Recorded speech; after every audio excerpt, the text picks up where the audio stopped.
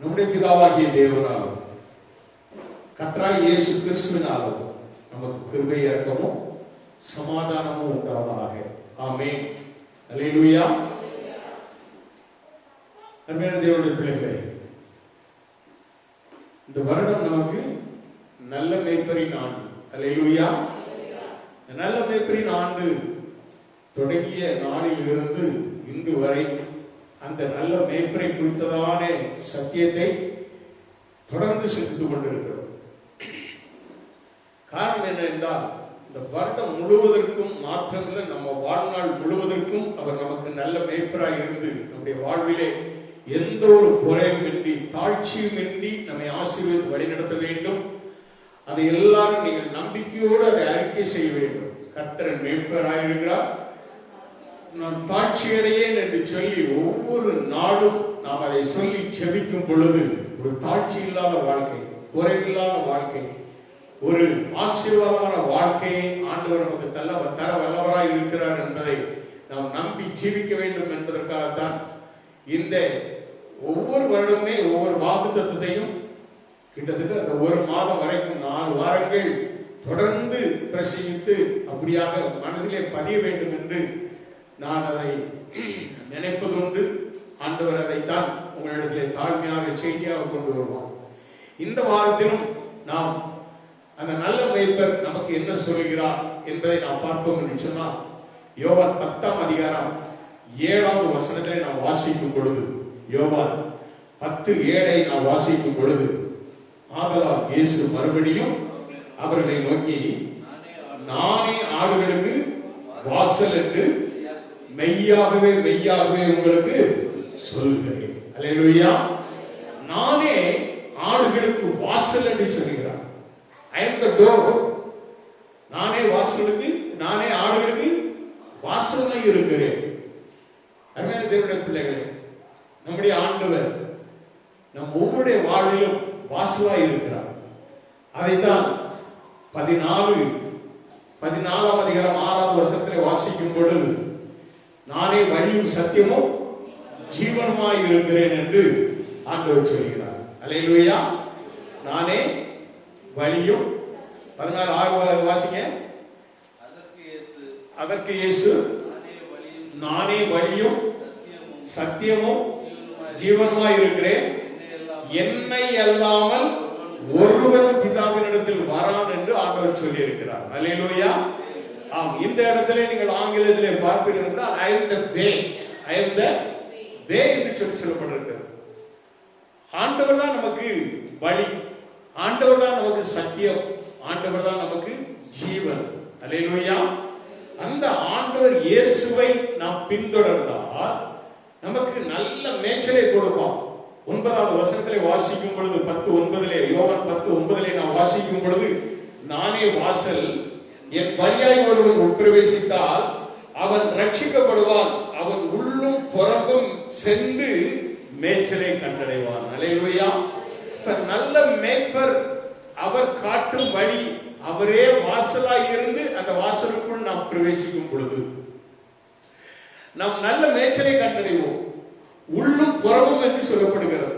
சகல ஆசீர்வாதத்தை, ஆவிக்குரிய ஆசீர்வாதத்தை தருவார், இவ்வுலக ஆசீர்வாதத்தை தருவார். நாம் சகல ஆசீர்வாதத்தை பெற்று வாழ கர்த்தர் நமக்கு உதவி செய்வார். Praise God. ஹல்லேலூயா. அதுதான் நம்முடைய நல்ல மேய்ப்பரின் ஆசீர்வாதம். 2வது வசனத்தில் நாம் வாசிக்கும் பொழுது, வாசல் வழியாய் பிரவேசிக்கிறவனோ ஆடுகளின் மேய்ப்பனாய் இருக்கிறார். நம்முடைய ஆண்டவர் நமக்காக பரலோகம் விட்டு இறங்கி இந்த பூலோகம் வந்து நமக்காக ஜீவனையும் தந்த ஆண்டவர், நல்ல மேய்ப்பன், தன் ஆடுகளுக்காக ஜீவனையும் கொடுக்கிறான் என்று நாம் வாசிக்கிறோமே. இதே 10ஆம் அதிகாரத்திலே அதே போல 11வது வசனத்திலே வாசிக்கிறோம், நானே நல்ல மேய்ப்பன் ஆடுகளுக்காக தன் ஜீவனை கொடுக்கிறார் என்று பார்க்கிறோம். அந்த நல்ல மேய்ப்பர் அவர்தான் வாசல் வழியாய் பிரவேசிக்கிறவர். அப்ப கள்ளத்தனமா ஒருத்தன் வருவான், யாரு? அவன் தான் சாத்தான். அவன் தான் குறுக்கு வழியாக வேற ஏதாவது ஒரு வேஷம் போட்டு வந்து நம்முடைய வாழ்க்கையை சீரழித்து விட்டு போயிடுவான். அப்படினாலே நல்ல மேய்ப்பரின் அவருடைய வாசலுக்குள்ளே நாம் வர வேண்டும். அதில் சொல்லப்படுகிறது 3வது வசனத்திலே, வாசலை காக்கிறவன் அவனுக்கு திறக்கிறான். வாசலை காக்கிறவன் அவனுக்கு திறக்கிறான். ஆடுகளும் அவன் சத்தத்துக்கு செவி கொடுக்கிறது. அவன் தன்னுடைய ஆடுகளை பேர் சொல்லி கூப்பிட்டு அவைகளை வெளியே நடத்தி கொண்டு போகிறான். அல்லேலூயா. பேர் சொல்லி அழைக்கிற ஒரே தெய்வம் நம்முடைய ஆண்டவர் தான். Praise God. அல்லேலூயா. நம்மை பேர் சொல்லி அழைக்கிறான். நீங்க பார்க்கலாம், ஏசாயா 43:1 நான் வாசிக்கும் பொழுது, நான் உன்னை பேர் சொல்லி அழைத்தேன், நான் உன்னை மீட்டுக் கொண்டேன், நான் உன்னை பேர் சொல்லி அழைத்தேன், நீ என்னுடையவன் என்று சொல்கிறார். நம்மை பேர் சொல்லி அழைக்கிறான். நாம் இக்கட்டான சமயத்திலே, வேதனையோடு உள்ள நேரத்திலே நாம் ஜெபிக்கும் பொழுது நம்மை பேர் சொல்லி அழைத்து, மகனே மகளே திகையாதே கலங்காதே, நான் உன்னுடைய தேவன் என்று சொல்லுகிற ஒரே தெய்வம் நம்முடைய இயேசு. அல்லேலூயா. அந்த இயேசு ரட்சகருடைய வாசலுக்குள் நாம் பிரவேசிக்கும் பொழுது, அந்த வாசலை குறித்து நம்ம மத்தேயு 7:13-14 நாம் வாசிக்கும் பொழுது, மத்தேயு 7:13-14 வாசிக்கும் பொழுது அங்கு இப்படியாக சொல்லப்படுகிறது. ஐ அம் த கேட் என்று சொல்கிறார். ஆம் சொல்ற, அங்கு ஆண்டவர் எப்படி இருக்கிறாரு? கேட்டாக இருக்கிறார். கேட் கேட் GATE கேட், இடுக்கமான வாசல் வழியாய் உட்பிரவேசியுங்கள், கேட்டுக்கு போகிறவர்கள் விரிவும் வழி விசாலமாய் இருக்கிறது. கேட்டுக்கு போகிற வாசல் எப்படி இருக்கிறது? வழி விசாலமாய் இருக்கிறது, விரிவும் விசாலமாய் இருக்கிறது. அதன் வழியாய் பிரவேசிக்கிறவர்கள் அநேகர். ஜீவனுக்கு போகிற வாசல் இடுக்கமும் வழி நெருக்கமாய் இருக்கிறது, அதை கண்டுபிடிக்கிறவர்கள் சிலர் என்று சொல்லப்படுகிறார். சிலர், எல்லாரும் அதுக்குள்ள வர மாட்டாங்க. காரணம் என்ன? அது இடுக்கமான வாசல். இடுக்கமான வாசல்னா இடுக்கம் என்று சொல்லி இப்படி அல்ல, அது ஸ்ட்ரைட், நேர் வழி, நேர் வழி, ஜீவ வழி, உண்மையான வழி, சத்தியத்தின் வழி. அதுதான் இயேசு கிறிஸ்து காட்டும் வழி. அல்லேலூயா. அந்த வழியிலே நடந்து வருவதற்கு சிலர் மட்டும்தான் என்ன செய்கிறார்கள்? ஆயத்தமா இருக்கிறார்கள். நாமெல்லாம் சிலராக ஆண்டவருடைய சமூகத்தில் வந்திருக்கிறோம். எவ்வளவோ பேர் வந்தார்கள், ஞானஸ்நானம் பெற்றார்கள், போனார்கள். சரி, ஆனா தேவனை தேடுகிற இருதயம் உள்ளவர்களுக்கு மாத்திரம்தான் ஆண்டவர் வாசலாய் இருப்பார். அவருடைய ஜீவனை கடைசி வரை காத்து வழி நடத்துவார். அல்லேலூயா. ஜீவனுக்கு போகிற வாசல் இடுக்கமும் வழி நெருக்கமாய் இருக்கிறது, அதை கண்டுபிடிக்கிறவர்கள் சிலர் என்று சொல்லப்படுகிறது. அல்லேலூயா. பிள்ளைகளே, ஜீவனுக்கு ஏதுவான இந்த வழி, அதுக்குள்ளே பிரவேசிங்கள் என்று சொல்லி இடுக்கமான வாசல் வழியா பிரவேசிக்க, அந்த ஸ்ட்ரைட் வழியிலே நாம் பிரவேசிக்க வேண்டும். அதுதான் நமக்கு ஜீவ பாதை. Praise God. அல்லேலூயா. ஆம், சங்கீதம் 100 glory to God. சங்கீதம் 65 சங்கீதம் 65:11 நான் வாசிக்கும் பொழுது, சங்கீதம் 65:11, வருஷத்தை உம்முடைய நன்மையால் முடிசூட்டுகிறேன், உமது பாதைகள் நெய்யாய் பொழிகிறது. அல்லேலூயா. ஆண்டவருடைய பாதை எப்படிப்பட்ட பாதை? சங்கீதம் 23:3 வாசிங்க. சங்கீதம் 23:3, சங்கீதம் 23:3. அவர் என் ஆத்மாவை தேற்றி நம்முடைய நாமத்தினாலே நம்ம என்ன செய்கிறார்? நீதியின் பாதையில் நடத்துகிறார். அல்லேலூயா. நம்ம எப்படி என்ன பாதையில் நடத்துறாரு? நீதியின் பாதையில் நடத்துகிறார். அவர் என் ஆத்மாவை தேற்றி தம்முடைய நாமத்தின் நிமித்தம் என்னை நீதியின் பாதைகளிலே நடத்துகிறார். இங்கு நாம் பார்க்கிறோம், வருஷத்தை நன்மையால் முடிசூட்டுகிறேன், பாதைகள் நெய்யாய் பொழிகிறது. ஆண்டவர் காட்டும் பாதை, நல்ல மேய்ப்பன் நம்மை நல்ல நீதியின் பாதையிலே நம்மை நடத்துகிற ஆண்டவர். அல்லேலூயா. நீதியின் வழிகளிலே நம்மை நடத்துகிற கர்த்தரவர். ஆம் சோதரம். நீதிமொழிகள் புஸ்தகம் 2ஆம் அதிகாரம் 15வது வசனம்.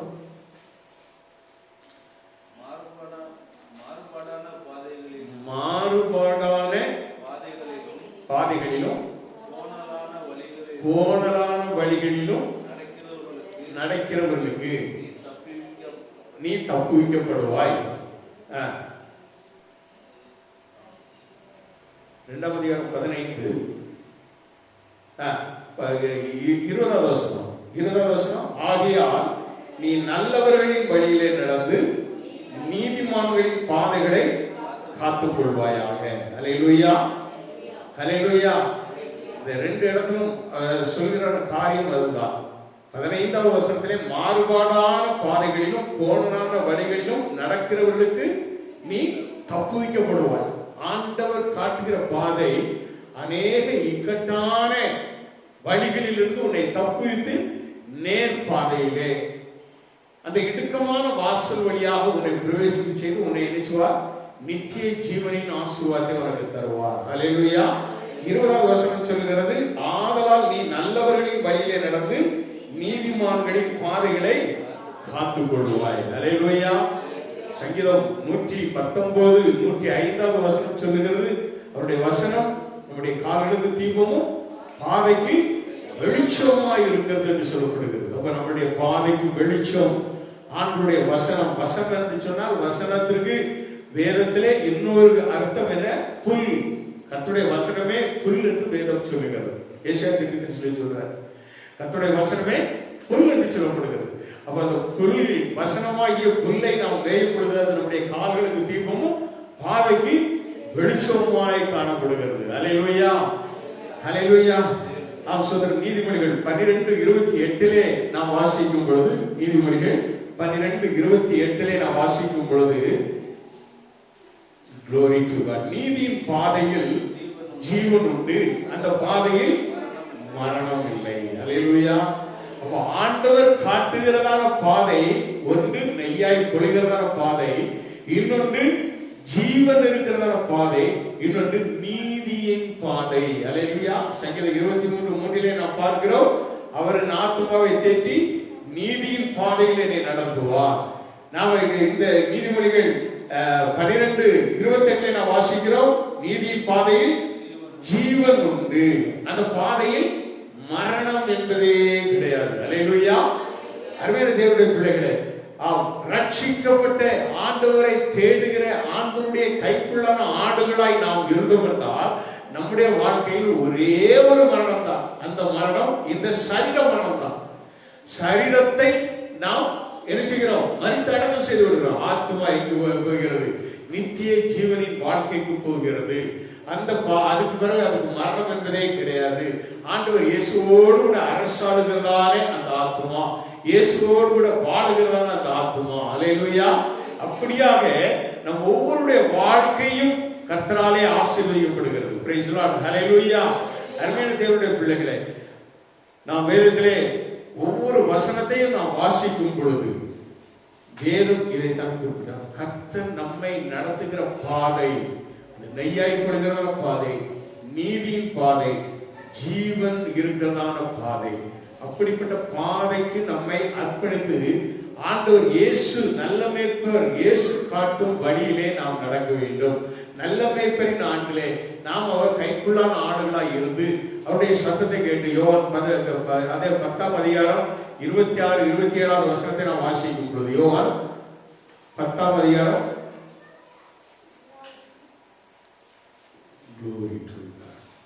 26, 27, ஆனாலும் இல்ல 10, 27, 28, என் நாடுகள் என் சத்தத்திற்கு செவி கொடுக்கிறது, நான் அவைகளை அறிந்திருக்கிறேன்,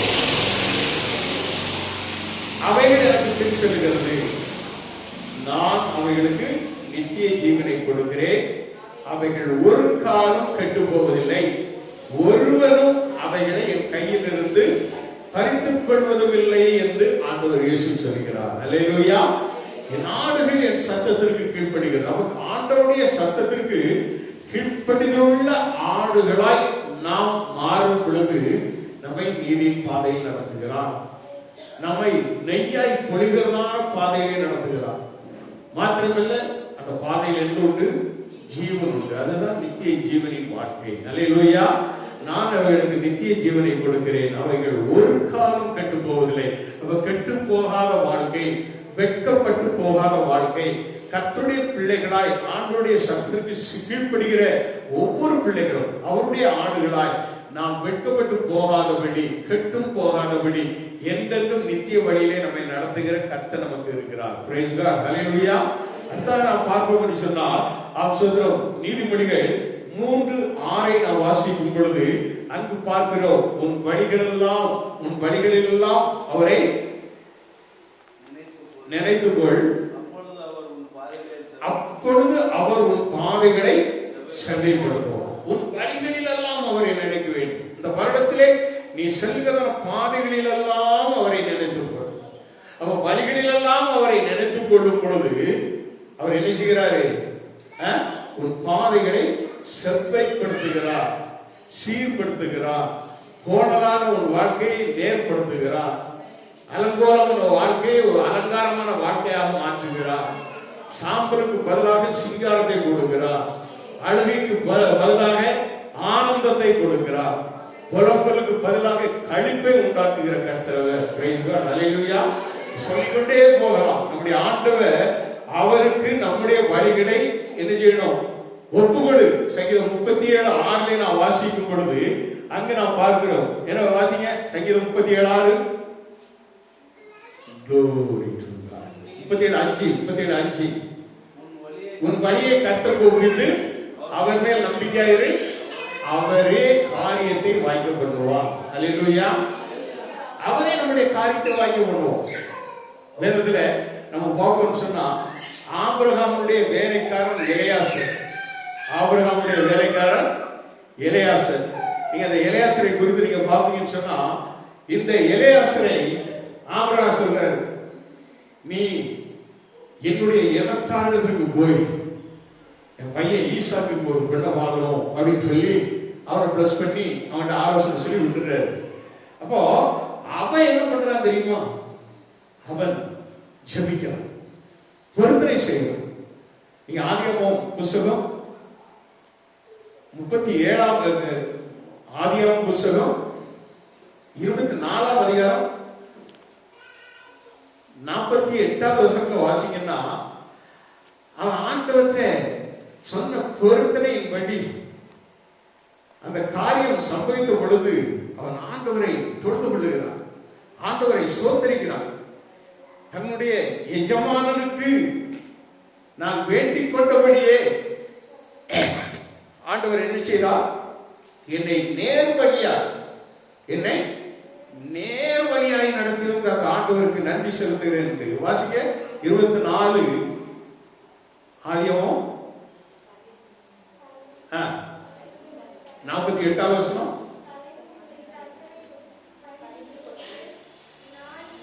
தலை குனிந்து கர்த்தரை பணிந்து கொண்டு, நான் என் எஜமானுடைய சகோதரன் குமாரத்தியை அவர் குமாரனுக்கு கொள்ள என்னை நேர்வழியாய் நடத்தி வந்த என் எஜமானாகிய ஆபிரகாமின் தேவனாய் இருக்கிற கர்த்தரை சோதரிக்கிறேன் என்று பணிந்து கொள்ளுகிறார்.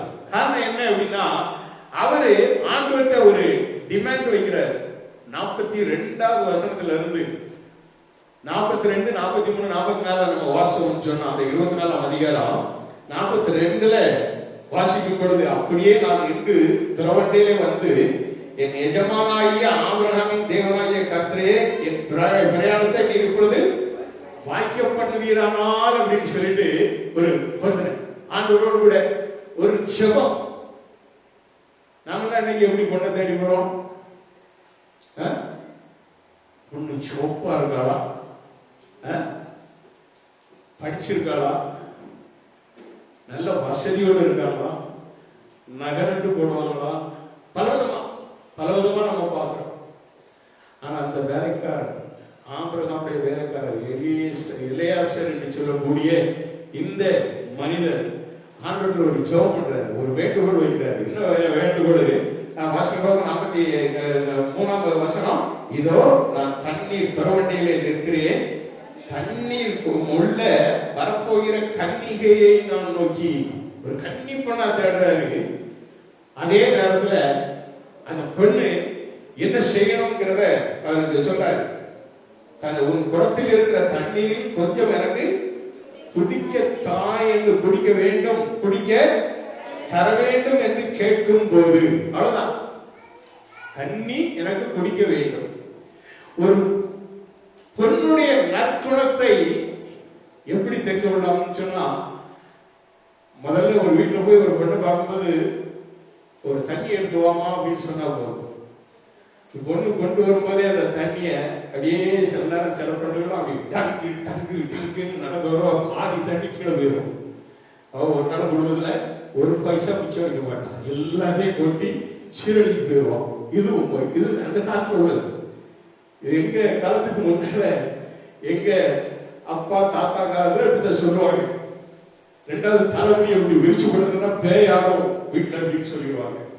ஒரு பெண்ணை பார்க்கும் போதே அந்த பொண்ணுடைய நடக்கை, அந்த பொண்ணு எவ்வளவு அடக்க ஒடுக்குமா அந்த தண்ணிய.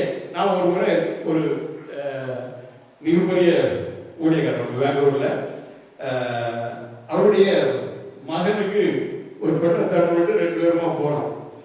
இவர் ஃபேமிலியோட வந்திருந்தாரு. நானும் இருந்து போனேன். நம்ம லால் பக்கத்தில் ஒரு வீடு. பொண்ணு டாக்டர் படிச்சு பொண்ணு. இவருடைய மகனும் நல்லா படிச்சிருக்கான். ஆனா ஊழியர் இல்லை, நல்ல ஊழியர். 2 பேருக்குமே வயசு ஏறத்தாழ 35 வயதை தாண்டிச்சு. அந்த பொண்ணு வந்தா டீயை கொண்டு வந்து அப்படியே அப்படி லெஃப்ட் ஹேண்ட் அப்படி ஒரு ஊழியக்காரன் மகன்கிட்ட யாங்கிட்ட 2 பேரும் நாங்க அவருக்கு குடும்பமா இருக்காரு. நானும் போயிருந்தேன். அப்படி லெஃப்ட் ஹேண்ட் அப்படி நீட்டினா அப்படியே மேல கீழே அப்படி பார்த்தேன். அப்பவே நான் எந்திரிச்சு என் பார்க்கிங் சொல்லி நம்பட்ட வழி வந்தேன். அப்ப அதை கொடுத்துட்டு அப்படி போய் உட்கார்ந்து பார்க்கணும். அப்படியே காலுக்கு மேல அப்படி காலத்துக்கு போயிட்டு அப்படி போய் உட்காந்துக்கிட்டான். இவன் எங்க அந்த வீட்டுக்கு வந்து விளக்காத்த போறான், விளக்காம பண்ணிடுவோம் அப்படின்னு சொல்லிட்டு நான் வெளியில போனேன். பின்னாலே அவர் வந்து நின்று என்னையா அப்படின்னு வேண்டாயா அப்படின்னு சொல்லிட்டு வெளியில வந்துட்டோம்.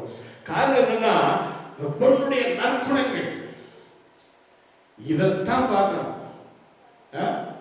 சில நேரம் சொல்லுவாங்க, பொண்ணு சோப்பா இருக்கும், தொலியத்தான் ஒழிக்கணும். என்ன சொல்லணும்? தொலிய ஒழிச்சா சோப்பாயிருவாங்க இல்லையா? அருமையானவருடைய பிள்ளைகளே, இங்கு எலியாசர் ஒரு காரியத்தை சொல்கிறார். என்ன சொல்றாரு? நீ குடி என்றும் உன் ஒற்றங்களுக்கும் ஒன்று வார்ப்பேன் என்றும் சொல்லும் பெண்ணே கர்த்தர் என்ற எஜமானுடைய குமாரனுக்கு நேமித்த ஸ்ரீயாக வேண்டும். அப்படி நான் எனக்கு குடிக்க தண்ணி வேண்டும்னு சொன்னா நீயும் குடி, ஒற்றங்களுக்கும் என்ன செய்வேன் ஒன்று வார்ப்பேன். அந்த காலத்துல தண்ணி இப்படி பக்கத்துல இருக்காது. எல்லாம் அப்படி சுவிட்ச் போட்டா மோட்டர் போட்டா தண்ணி வரல.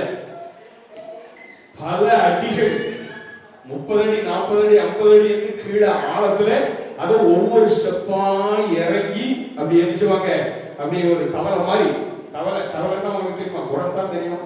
குடம் இந்த காலையில எல்லாம் குடம்னாலே தெரியாது நினைக்கிறேன். மோட்டர் போட்ட தண்ணி போட்டா சுவிட்சை போட்டா தண்ணி வந்துடுது. எங்களுக்கு கப்பும் பக்கெட்டும் தான் தெரியும்.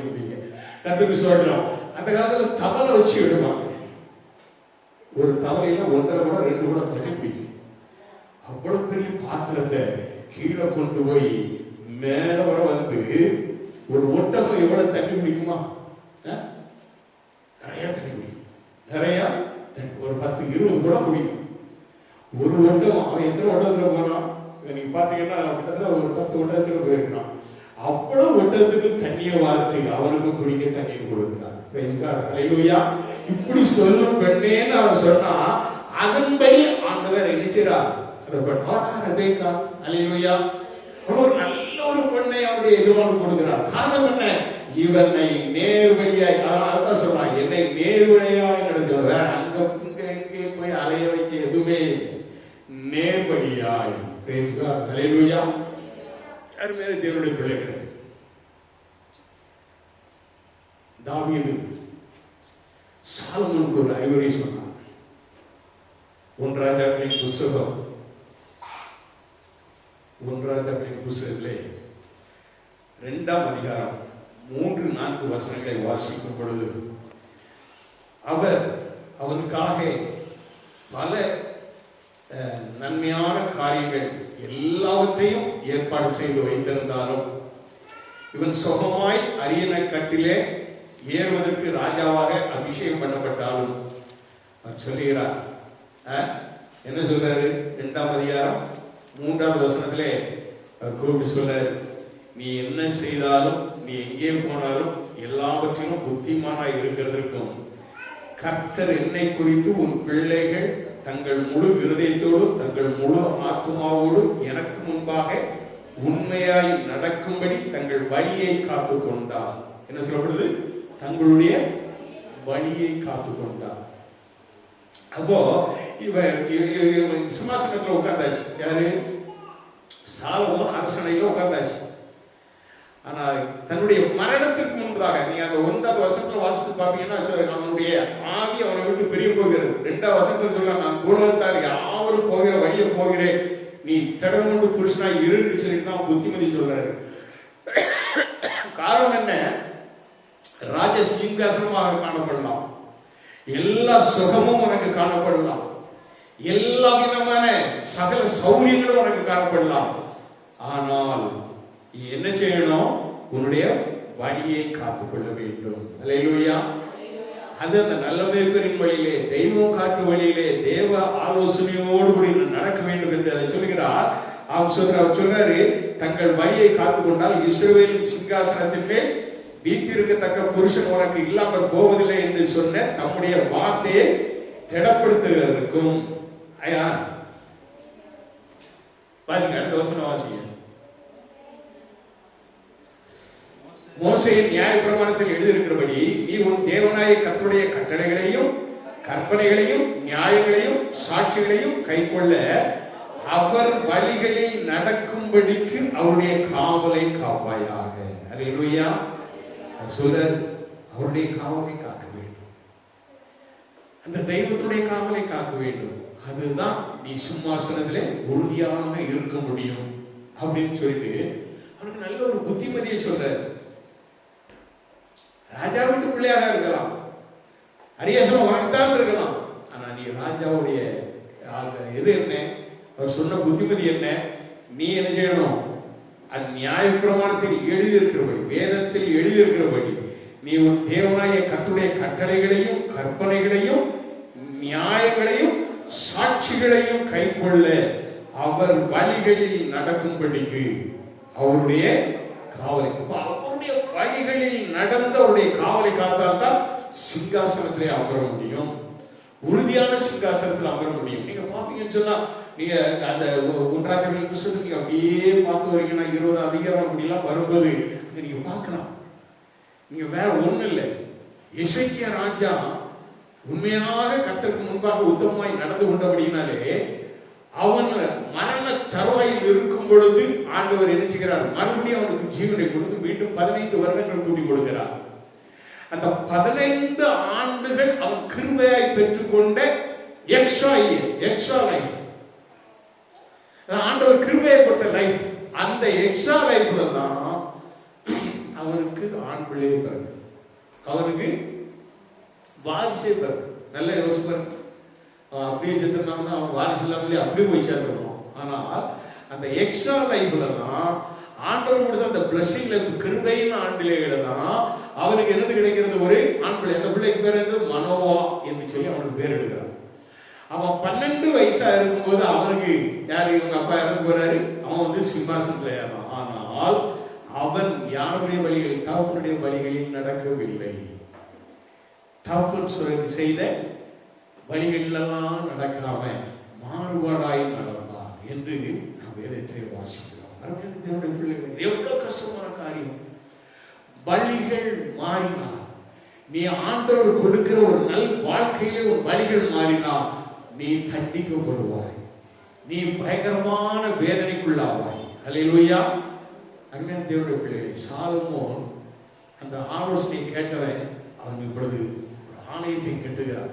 ஆலயத்தை கட்டுவதற்கான எல்லா பொருளையும் தாழ்வு கொடுத்த, ஆனா இந்த ஆலயத்தை கட்டி பிரதிஷ்டை செய்யும் பொழுது அவன் செபிக்கிறான். 8ஆம் அதிகாரம் 25வது வசனத்தை வாசிக்கும். 1 ராஜாக்கள் 8ஆம் அதிகாரம் 25வது வசனத்தை வாசிக்கும் பொழுது அங்க நாம் பார்க்கிறோம், glory to God. அவன் சொல்றான், அவங்க அப்பா சொன்ன அதே வார்த்தையை சொல்றான். இஸ்ரவேலின் தேவனாகிய கர்த்தாவே, தேவனே, தகப்பனாகிய தாவீது என்னுடைய தாசனை நோக்கி நீ எனக்கு முன்பாக நடந்தது போல ஒரு குமாரன் எனக்கு முன்பாக நடக்கும்படி தங்கள் வழியை காப்பார்களேயானால் இஸ்ரவேல் சிங்காசனத்தின் மேல் வீட்டிற்கும் புருஷன் உனக்கு எனக்கு முன்பாக உனக்கு இல்லாமல் போவதில்லை என்று சொன்னதை இப்பொழுது அவனுக்கு நிறைவேற்றும் அப்படின்னு சொல்லிட்டு அதை ஒரு ஜெபமாக ஜெபிக்கிறான். யாரு? சாலமோன்.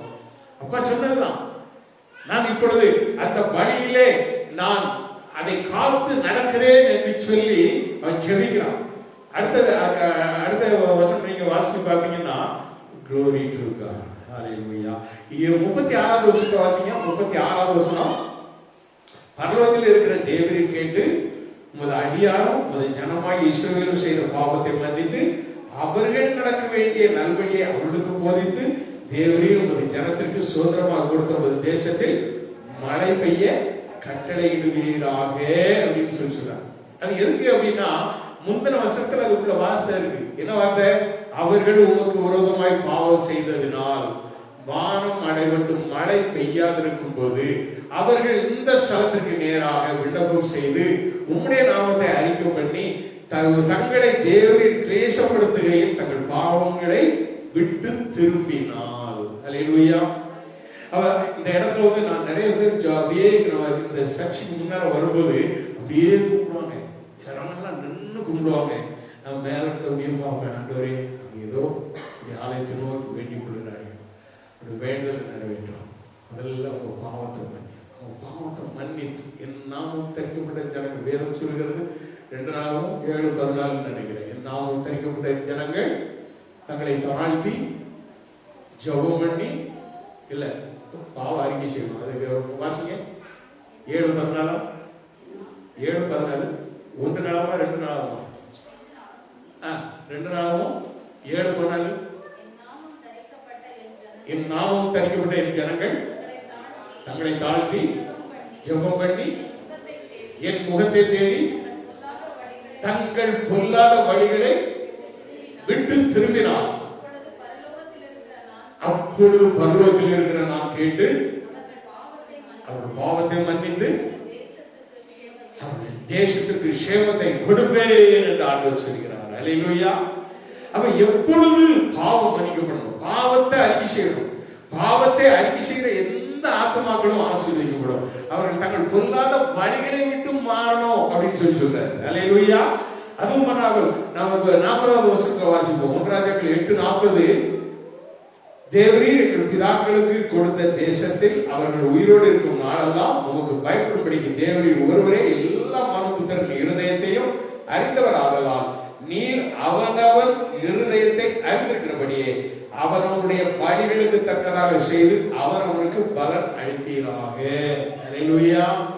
அப்ப அவனவனுக்கு பலன் எப்படி கிடைக்கும்? அவனுடைய கிரியைகளுக்கு தக்கதாகத்தான் பலன் அளிக்கும். Praise God. அல்லேலூயா. காரியத்தை சொல்றேன், திடீர்னு என்ன சொல்லணும்னு ஆண்டவர் சொல்றேன். தேவனுடைய சமூகத்தை நம்ம நாடி தேடுவார். தேவனுடைய சமூகத்துல ஆசீர்வாதம் உண்டுதான். தேவனுடைய சமூகத்துல அற்புதங்கள் உண்டு. தேவனுடைய சமூகத்துல ஆண்டவர் நிறைவா இருக்கிறார். ஆனால் நீ எப்படி வரணும் தெரியுமா? உனக்குள்ளே அந்த இயேசு இருக்கணும். நீ அந்த ஆலயமாக மாறி நீ தேவனுடைய சமூகத்தில் வந்து செவித்தால் தேவன் உனக்கு பயங்கரமான ஆசீர்வாதங்களை தருவார். நீ வேண்டிக் கொள்வதற்கு நினைப்பதற்கு மேலான ஆசீர்வாதங்களை உனக்கு தருவார். அல்லேலூயா. எப்படி உங்களுக்கு புரியுதா? நான் அவர் ஆலயம், எனக்குள்ளே இயேசு, என்ன நடந்தாலும் எது வந்தாலும் எப்பொழுதும் துதித்திடுவேன்.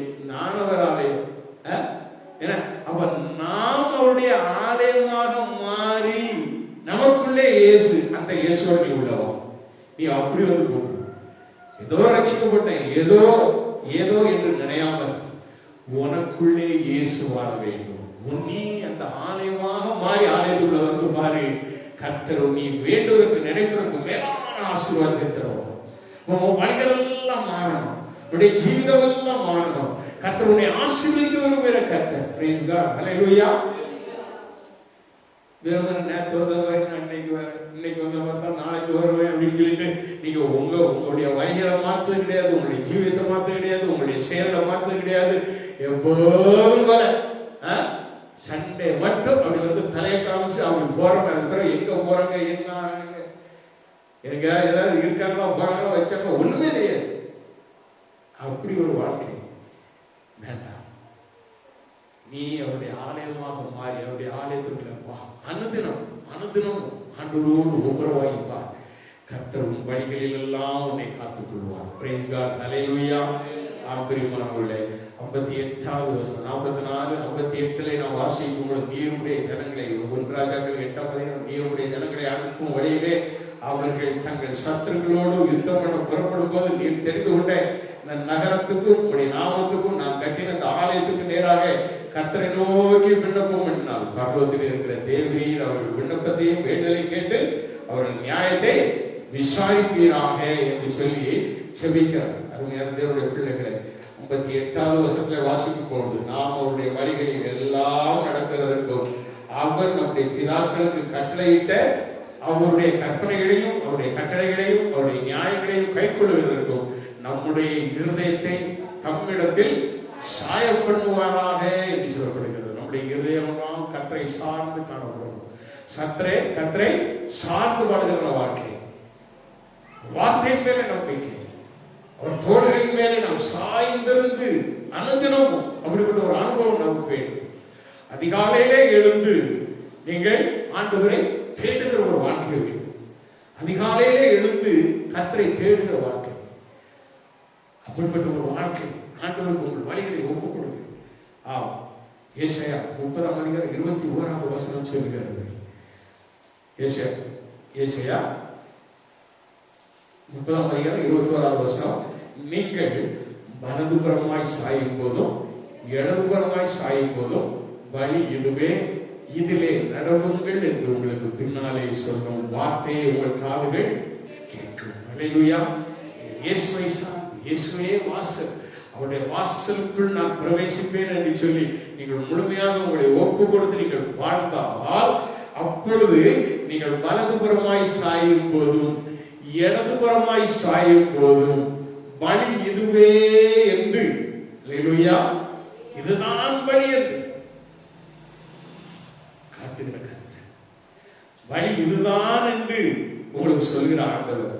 சங்கீதம் 118:20 சொல்கிறது, கர்த்தரின் வாசல் இதுவே, நீதிமான்கள் இதற்குள் பிரவேசிப்பார்கள் என்று சொல்லப்படுகிறது. இதுதான் வழி, இதுதான் வழி என்று, இதிலே நடவுங்கள் என்று உங்களுக்கு பின்னாலே சொல்லும் வார்த்தையை உங்கள் காதுகள் கேட்கும். அல்லேலூயா. வழி தவறாதபடி, வலது புறத்திலோ இடது புறத்திலோ நீங்கள் சாய்ந்து போகாதபடி உங்களை நேர் வழியிலே நடத்துகிற பரிசுத்த ஆவியானவர் இதுதான் வழி என்று உங்கள் காதுகளிலே சொல்லி உங்களை என்ன செய்வார்? அன்போடு மேய்ப்பார். அதுதான் நல்ல மேய்ப்பு. கரங்களை தட்டி தேவனை மேம்படுவோமா? அந்த நல்ல மேய்ப்பு சொல்கிறார், நானே வாசல். அல்லேலூயா, அல்லேலூயா. I am the way, I am the way, I am the door என்று ஆண்டவர் சொல்கிறார். அந்த ஆண்டவருடைய வாசலுக்குள்ளாக பிரவேசித்து உள்ளும் புறமான மேய்ச்சலை கண்டடைவோம். கர்த்தர் நம்மை ஆசீர்வதிப்பார். கண்கள் மூடி ஜெபிப்போம்.